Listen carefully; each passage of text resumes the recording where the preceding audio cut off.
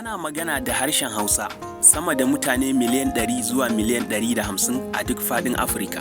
Hausa Fulani da farko suna magana da bambance-bambancen na Hausa, wanda ke haifar da ci gaba na yare daban-daban na yanki-yanki da ke iya fahimtar juna.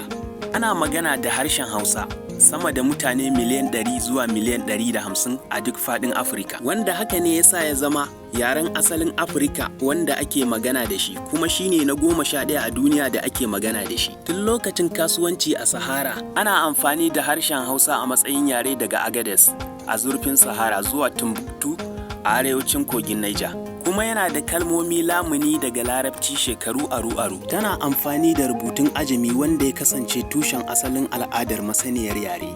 An mamaye gurbin rubutun da lafazin Latin na haruffan Boko bayan da Turawan Ingila suka ci nasara da halifancin Sokoto. In ka ji daɗin bidiyon nan, kai like, kai share ga wasu mutane domin su ma su gani su amfana.